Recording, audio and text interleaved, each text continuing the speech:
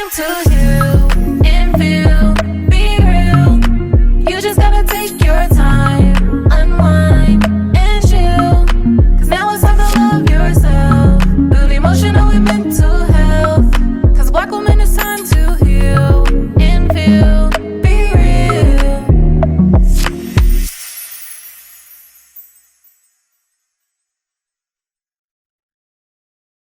Y'all, welcome back to another episode of Black Women Healing Podcast. And today we're going to start by introducing our special guest. Today we have Dr. Njideka N. Olatunde, an accomplished naturopath and a leading authority on the cultural integration of traditional health practices with conventional medicine for mind, body, and emotional wellness. She has 40 plus years of experience in reflexology therapy as a master reflexologist, pain relief educator, and consultant who has helped thousands of chronic pain sufferers with relieving pain first before treatment using the power of touch and reflexology therapy as an alternative in addressing the opioid epidemic. So, as y'all heard, Danica struggling a bit with that word. When we get into the episode, we're going to talk a little bit more about it so that way we all fully understand what it is. Because although I can say it, I don't know what it means either. So, but let's keep ourselves on our regular schedule and we're going to bring us in with a this or that. Danica, do you have something? If not, I can think of something real quick. I don't. Okay, I got something. Okay. Don't think too hard. I got you. Okay. Okay. So my this or that is around productivity. Would you prefer to be productive in the morning or the evening? I find that in the summertime, I like to be productive in the morning because I want to enjoy the sun. But I'm noticing in the winter, I'm more productive in the evening because I want to sleep in the morning. So I'll leave it to y'all to chime in on when y'all feel the wheels spinning the most for your brain. I'm definitely not a morning person. Um, I would say midday, I guess, like the 11 a.m. for me. Okay. 10 a.m., 11 a.m. I feel like that's when my brain is like awake. I feel like the evening sometimes is it's like it's done so much that as you all heard, I could not pronounce the word. I feel like my brain right now has worked really hard today. And it's the evening time, you know? But that middle day mark, I don't know. I feel like it's not, my eyes didn't just like open. And so I've gotten to like look around, I've gotten to smell use all my senses. And so around that time, I feel like that I'm ready to go. What are you all thinking? Hmm. I don't know. Like I said, I think mine's is based off of the seasons. But I also feel like once I'm alert, I'm alert. As y'all could probably see, I had my caffeine a little bit later today. So that's why I'm like, let's keep this going. Like I'm on a roll. I got stuff to do. So I feel like it all depends on the season for me. And when I say season, each day is a different season for me. But yeah. What about you, Doc? Well, definitely, I'm a morning person. Um, I function better in the morning. Like I was telling Myra, you all are very special because I'm on the East Coast, so this is like downtime for me. Ooh. And I rise with the sun and go down with the sun. So like morning is really I'm more productive in the morning than I am in the evening. And I can relate to you where you say seasonal because of the fact that we are children of the sun. So that plays a big part in terms of that connection, in terms of wanting to be outside and wanting to be in connection with nature. Absolutely. Well, thank you so much for joining us. I know you're, like you said, you're on a whole nother time difference. And so we're going to go ahead and get started. And today, you all, we're going to be talking about integrating non-medication, hands-on power of touch therapy for pain relief. And so we're really going to get to dive into some of these topics, but we're going to start with why is the power of touch important in relieving pain before treatment to achieve optimum health and wellness? excellent question to open with. First of all, let's look at what we mean when we say touch, because most of us always think of touch as something physical, but touch affects us mentally, emotionally, spiritually, and even financially as well, because mind, body, and spirit are the foundations for you healing yourself. And when you heal in those areas, you're using the power of touch. Now, why the power of touch before treatment? Let me kind of give you an example. When you're in pain, you go to the doctor, correct? And when you go to the doctor, you want the doctor to do what? Relieve your pain.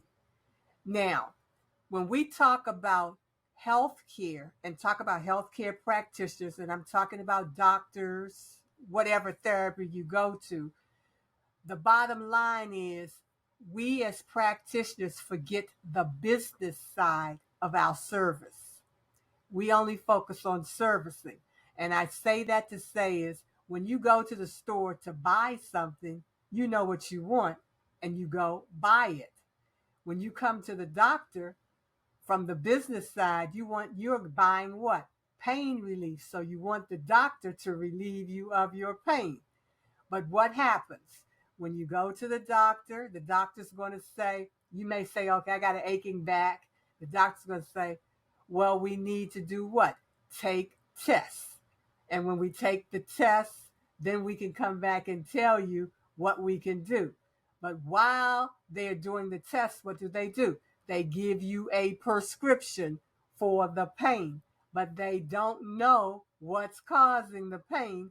Now you got a prescription for the pain, but you're still in pain. So when I talk about touch, what I'm saying is the missing component in your health and wellness is being able to do the first form of touch, which is called listening.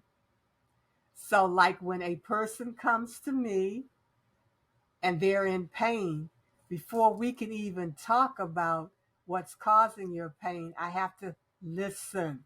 And I let you tell me about your pain. I let you talk to me about your pain. By me listening, the one thing I'm going to find out is you are in stress. And stress is the cause of the pain. And we never think about connecting pain and stress. They go hand in hand, one with each other, because 95% of all the illnesses that affect the body is a result of stress. And stress is nothing but something that happens outside of your body that you bring inside. And when you bring it inside, if you don't release it, it then tries to come out of the body in whatever area is weak. And that's how you get pain. So we're talking about touch. The first form of touch relieving pain begins with communication, known as listening. Wow, that was the plot twist I was not expecting. So thank you for breaking down that. Can you inform our listeners a little bit more about reflexology and just like how it works and how it can be used as medication? Okay, first of all, let me explain what reflexology is. Reflexology is the art and science of working specific reflex nerve ending points on your hands, feet, and ears to relax, relieve stress, remove toxins and impurities, and improve circulation. That's like the foundation of reflexology. If you ever look at a chart of the anatomy and look at the nervous system, you'll see how all the nerve endings, they begin in your head and run straight through your body, ending in your hands and your feet. Now, how does reflexology work? The analogy I can explain, so to give you kind of a picture. Think about the electricity in your house. Now, you all are babies, so you don't know about this, but in the old days, when the electricity ran out, we had something that was called a fuse bulb. And you had to turn that fuse and put it into the box, and all of a sudden, electricity came on. Today, we have what we call circuit breakers. So you flip the switch, and then the lights come back on. But say that doesn't work, then you're going to have to call in an electrician. And then the electrician is going to say, well, there's some problems with the wiring. And so when you think of a reflexologist, you're thinking of a reflexologist from the standpoint of being the electrician for your body, because the nerve endings are the wiring that is connected straight to the brain and sends information through the nerve endings to the brain in terms of what body is in, what system or body organ is in pain and how to relieve it. The message goes to the brain. The brain then automatically sends what's known as the body's natural pain relievers. So what we're talking about, here we go back again, communication. Your communication center is your brain. And the way the message gets there is through the nerve endings. And so when we're working on the hands, feet, and ears with reflexology, the nerve ending has a blockage. And because it has a blockage, you're feeling pain. So we're looking for that blockage to release that blockage so then it can move into the channels of elimination, opening up the ways so that you now are able to be relieved of being in pain. Wow, thank you for that breakdown. Can you share like a personal story or like a testimonial of someone that has found some help from having touch therapy? We want to hear all the things. Oh, all the details. Okay, there are. I'll give you one example that I can kind of share with you if you understand the whole picture. When I started my reflexology practice, I started and built my practice with senior citizens. And if you know anything about senior citizens, they are very specific and to the point about what they want. And you have to deliver according to what they want and when they want it. That's just their makeup. And I say that to say, in terms, a lot of them come with a lot of different problems. Reflexology has helped people with diabetes, it's helped people with arthritis, it's helped people with various back pain. And that's one of the major ones. The major pain that most people experience are back pains. And back pains along with migraine headaches. Reflexology works with that. And it goes from the same standpoint, which I just said, in terms of working the nerve endings on the hands and feet, wherever you will find. Let me make it a little clearer so everybody can see it. Can you see my finger here? Okay, say if somebody came with a problem and they had a back pain, and the way to relieve the back pain, all of the nerve endings have specific points. This area right here, if you see the shape of it, it looks just like the spine. This is where the nerve ending to your spine is. So if somebody had back pain, what we do is you take your thumb, you do a walking technique like this, and you're going to walk the area of the thumb. The same thing applies to the feet. It's the big toe on your feet. And so by doing this, you stimulate the nerve ending to the back via the spine nerve ending to be about relieving the pain. So reflexology can relieve any pain that you are experiencing because of the fact that we're focusing with the message center, nerve ending to the brain. And let me give you an example.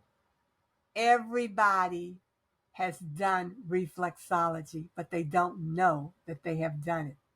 We all have done it. We come here with the power to touch inside our hands, but we don't know how to use it. Let me give you an example. I'm going to give you two examples. The first one, What happens when you hit your funny bone on your elbow? What's the first thing you do? Yes, you make a verbal response. Ouch. Some may say something not so nice, but you're going to verbally release. Then the message is going to go straight to the brain. Trauma in the elbow. What's the next thing you're going to do? I usually will hold it or touch it, like trying to see if that'll help. That's correct, because the next thing you're going to do is touch. You're going to rub it. And when you do that, what happens? You start feeling some relief. You feel it. Message goes to the brain. Now, release the body's natural pain relievers, known as endorphins, that go straight to that area. That's reflexology. That's what we do. That's the whole thing. So you've done that. And let me share another example. For those who may have children, or if you can think back to when you were a child, you did a little thing called This Little Piggy.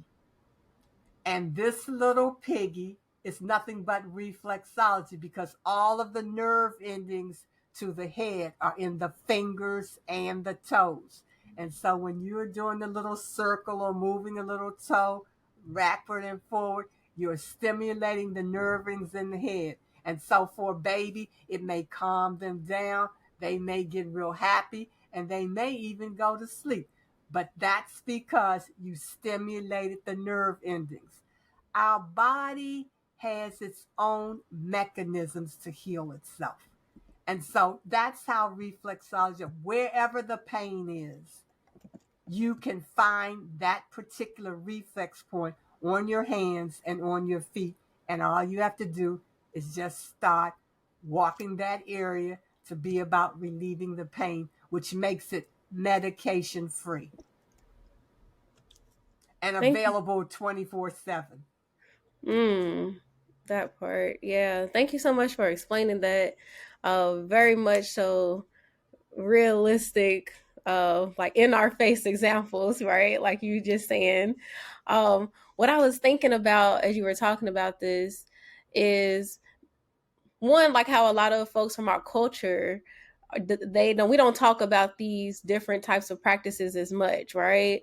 That's So true. when I've gotten like a massage, I've seen reflexology at like some of these different cultural like businesses, right? So usually folks usually who are of Asian descent, I feel like you see reflexology. I'm thinking about that in the connection to like other things. I'm thinking of acupuncture. I'm thinking of Reiki. That's something I feel like folks, I've seen like folks who are of African descent talk about Reiki a little bit more. I guess I'm just throwing out like, what are you thinking about all these other different types of non-medication types of treatment? I love your question. Now, let me take you a little, give you a little stroll down memory lane as it relates to reflexology. Reflexology is over 5,000 plus years old, and reflexology originated in Egypt. It belongs to us. It's our Mm, modality. And in mm, addition to that, it lays the foundation, because out of reflexology came massage, came acupressure, came Reiki, and all of it all began with reflexology. So we are the original. This is our healing modality, mm. because of the fact it deals with the power of the hands. We are healers through the power of our hands.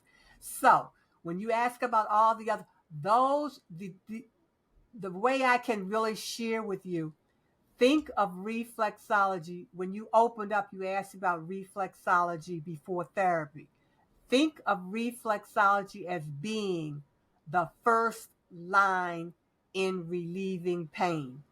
Reflexology relieves the pain so that you can move to the treatment. The treatment is the therapies that you spoke of, Reiki, massage, all of those. It's called integrative approaches to healthcare. So reflexology opens the door, because there's no one therapy that can do it all. You have 11 systems of the body. So all of the systems need different things. Not one thing can address every system in the body. Like not one therapy can address all of the healing issues that are needed. The one thing that I advise everyone to think about, I'm a big advocate of taking back control of your life from pain. And you have the power to do that. And the way you do that is by connecting with your body, getting in oneness with your body. Understand that your body was designed to heal itself. So when you go to your doctor, the one thing that allopathic medicine, known as conventional medicine, is good for is diagnosing, but it's not good for treating. It's excellent in diagnosing, but it does not know how to treat. So once you get a diagnosis, it is your responsibility to ask, what body system is affected? I'll give you an example. If you went to the doctor and the doctor said you were diagnosed with asthma, what's the first thing you're going to think about when they say asthma? I can't breathe. Your lungs. Your lungs. So you automatically going to think of the organ, your lungs. But where are your lungs located? It's located in the respiratory system. Mm-hmm. So when you get a diagnosis, think of the body system. Whatever the diagnosis is, think of the body system. So when you think of the body system, that means either the organs or the cells in that system are in need of something. Is it nutrition? Is it exercise? Is it cleansing? All of this plays a part. And that's where you look to start putting your treatment in place. And that makes it a medication-free approach to healing, which means because when you deal with medication, you have to understand that your body's defense system automatically goes up. And this is a foreign substance coming into your body, so your defense mechanism is prepared to attack. If that foreign substance is able to break that defense system down, now you have what? A new kind of illness from the medication, a whole combination. That's why medications say, give those warning signs. You can have this, you can have this, it can affect this, it can affect that. Because we're talking about what? Our insides, the chemicals inside of our bodies are all different. So can't no one thing do it all. And if you don't learn anything else, think about no one thing can do it all. It's got to be an integrated approach. Wow. Thank you for breaking that down. I feel like we just learned so much so quickly. And so as we wrap up, we always ask our guests if they have any takeaways for our listeners. So I'll leave the floor open to you. Well, the first takeaway that I guess I'm going to do a little quickie for you in terms of a real takeaway. Everybody drives automobiles, right? And you have cars. Most people kind of know how the car operates, but most people don't know that the car was designed as an exact replica of your body. When you go buy the car, what does the dealer or the salesperson say? They give you a list of what? When you need maintenance on your car and you follow that maintenance. The body needs the exact same thing, maintenance. So my closing remarks is that when you go to your doctor, stop going into your doctor like your doctor is a car mechanic. You go in there and say, okay, I got a headache or my arm is aching, this and that. When you tell your mechanic that, your mechanic automatically knows how to connect with the parts of the body. The doctor doesn't operate like that. And so when you go in there and say, oh, my back is aching and I want relief from this, go into your doctor understanding that I want you to work with me to assist my body in the healing process. That's what you want. Go to your doctor, asking your doctor to work with you in assisting the body in the healing process. That's how you take back control. Understand that the practitioner is not the healer. The practitioner cannot work by itself. The practitioner has to work with you. So it's client and practitioner working together in oneness. When this happens, now you're able to take back control because you have now connected with your body's ability to heal itself naturally. So being one with your body is what I would leave with. And I want to share something with you. In the African tradition, when you visit somebody's home for the first time, you bring a gift. And I have a gift for you and your listeners. I have put together a medication-free pain and stress relief poster that you can go download at touchology.reflexology.com. And that's my gift, my thank you gift to you and your listeners. So we hope you all enjoyed that episode. Myra and I are bringing back this segment where sometimes we just have a further discussion of what we heard. And so I'm thinking of this hit home for me because I feel like I have a lot of the things. So Dr. Njideka talked about asthma. I have asthma and I've been thrown at me since I was a kid. Allergy shots, asthma medication, like I've been thrown so much in me since I was a kid. I don't take as much medication now. Actually, it's rare that I do, but I don't think that I've dived into like these other non-medication types of therapies. And so for me, I was just like, I think I want to like look into this some more. Um, well, you know what? I tried acupuncture, but I didn't consistently do it. But I actually now I want to try reflexology. Like I want to start where the beginning of it is. If that's where everything comes from, I would want to start there. So I think y'all might hear an update from me in the next few episodes of how it goes. What's your reflection? I think my reflection is just to explore more things when it comes to just the body and being sick. Because I'm one of those people where I'd be like, I'm just going to ride it out. I ain't going to the doctor. I ain't going to nobody. I'm going to ride it out. That's literally like all I ever say and do. But now having a child, I'll take her. But I think it's just a reminder for me to really be holistic and explore what could be going on with me. That's it. Yeah. Definitely holistic. Okay. Is there anything else that you want to share? I actually do, y'all. Super side note, but I've been looking at buying these cards by Alex L. They say they're affirmation cards, but I don't think that's an appropriate name for them. But I'm just gonna give a little shameless plug.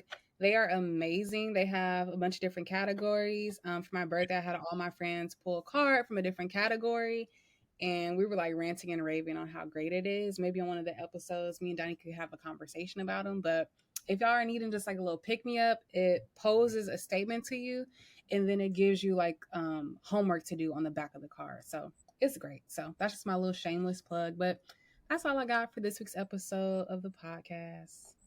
Okay. Thank you so much. I know Myra's gonna have us a little she gonna tell us something. She gonna tell us what's out there, which I appreciate.